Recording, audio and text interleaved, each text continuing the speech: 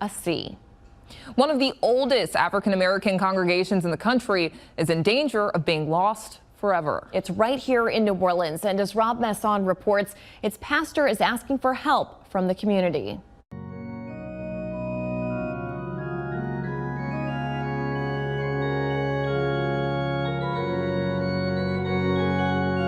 Majestic twin spires tower more than 60 feet above this central city neighborhood, but the historic First African Baptist Church in New Orleans is in danger.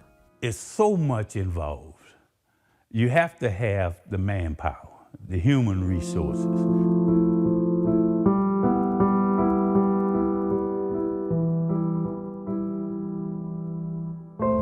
Pastor William Brent chokes back emotion as he enters the sanctuary of a church first founded in 1817, nearly 50 years before the end of slavery.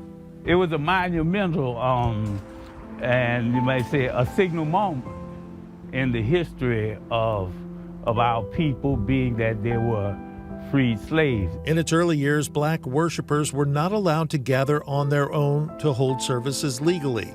They had to be sponsored by a white church, which meant their meetings were monitored and strictly controlled.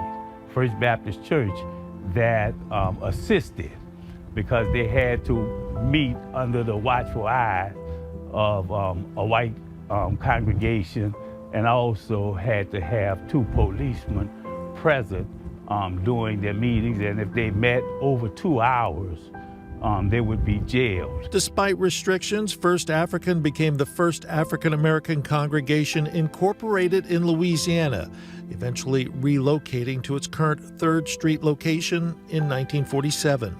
To me, the shoulders that we stand on today is very important for the folk who made situations so where we can do what we do today. Renowned singer Irma Thomas was a longtime member of the congregation and its choir. Whenever they would call on me and they wanted me to do something to raise funds, I would still participate and help in any way I could. Thomas says she performed benefits to help fund an elevator and other improvements. She says her husband, Emil, helped install carpet, air conditioning, and even a new roof. I don't know where to start at. I did everything. Whatever it needed done there, I did it. Now Thomas and others worry about the structure the Louisiana Landmark Society recently listed as one of the most endangered historic buildings in the city. You have that freedom now to be in a church that was built on the backs of folks who didn't have that freedom, but yet that church is there. And I think it would be very important. And once that's gone, you know, the historic fabric of the city is in some areas just irretrievably lost. Neighbors who witnessed generations of marriages, baptisms, and funerals say the church is sorely missed. Very sad, because when I know people come by and they say, oh, I remember that church, I would tell them, yes, I do too. The interior of First African Baptist is still magnificent, but there's a lot of work that needs to be done here. It's an incredible mission, but one which Pastor Brent says he's devoting his life to. Do you see hope here? Always.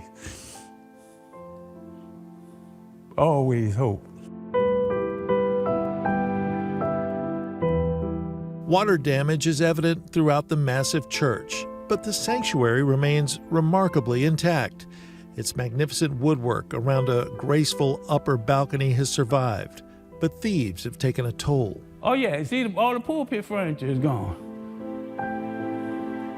Even the podium, even the podium is gone. Pastor Brent says he needs help. I'm not gonna quit. I know it's bigger than me. Experts estimate the restoration could cost several $1 million. And the congregation simply doesn't have the funds to restore it.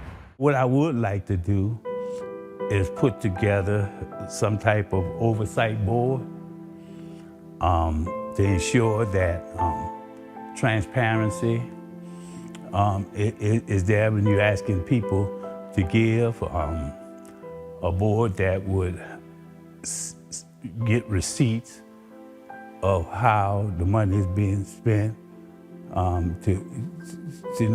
just to make sure that everything is above board. Supporters pray for a miracle for a church that helped hundreds endure slavery at a time when most were prohibited from gathering in public.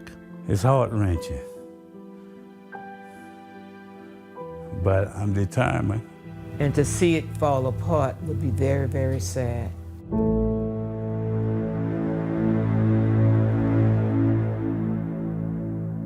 Rob Masson, Fox 8 Local First.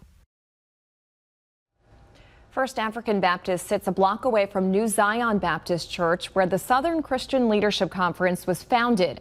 Pastor Brent says both churches were vital to the civil rights struggle and could be part of a civil rights trail. Brent set up a First African Church Preservation Fund at Hancock Whitney Bank for anyone wishing to help with the restoration. Racing season kicks off